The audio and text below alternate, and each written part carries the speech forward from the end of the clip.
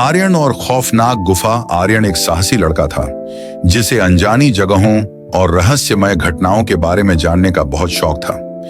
एक दिन उसने गांव के पास एक गहरी गुफा के बारे में सुना, जिसके बारे में कहा जाता था कि वहां किसी सदी पुरानी बुरी आत्मा का वास है। गांव के लोग इस गुफा से दूर रहते थे क्योंकि वो मानते थे कि जो भी वहां गया वो कभी लौटकर नहीं आया। लेकिन आर्यन को इन अफवाहों पर विश्वास नहीं था। उसने तय किया कि वह खुद इस गुफा का रहस्य खोलेगा। एक अंधेरी रात आर्यन अकेले ही गुफा की ओर चल पड़ा। उसकी टॉर्च की हल्की रोशनी में गुफा का मुंह और भी भयानक लग रहा था। जैसे ही वह गुफा के अंदर घुसा, एक सर्द हवाएं चलने लगीं और अंदर गहरी खामोशी छा गई। कदमों की आवाज भी गुम हो गई थी। वह घबराया नहीं, बल्कि और आगे बढ़ा।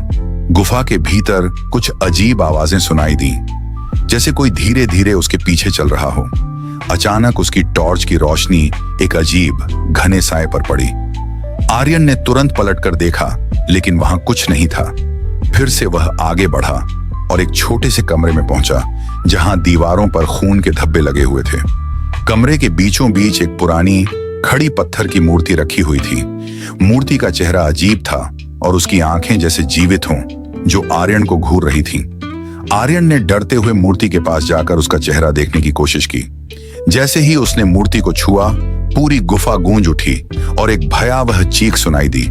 मूर्ति की आंखें अचानक जलने लगीं और उस कमरे में हवा की एक बुरी धारा बहने लगी। वह धारा आर्यन को अपनी तरफ खींचने लगी, जैसे कोई अदृश्य शक्ति उसे पकड़ने आई हो। आर्यन ने डर के मारे चिल्लाया और भागने की कोशिश की, लेकिन गुफा का रास्ता बंद हो चुका था। वह चक्कर खाता हुआ गिर पड़ा और तभी एक साया उसके ऊपर झुका। वह साया धीमी आवाज में बोला, तुम मेरी मूर्ति को क्यों छूने आए थे? अब तुम मेरे बन गए हो। आर्यन की आंखों में डर था, लेकिन वह अब कुछ नहीं कर सकता था। गुफा की दीवारें धीरे धीरे सिकुड़ने लगीं और आर्यन की आवाज सुनने के लिए भी गुफा के भीतर किसी ने कोई ध्यान नहीं दिया। वह साया अब आर्यन का हिस्सा बन चुका था और उसकी आत्मा उसी गुफा में फंसी रह गई थी। अगली सुबह गांव वालों ने देखा कि गुफा का मुंह अब और भी खौफनाक लग रहा था। कहते हैं, जो भी उस गुफा में जाता है उसे आर्यन की आवाज सुनाई देती है, मुझे यहां से निकालो,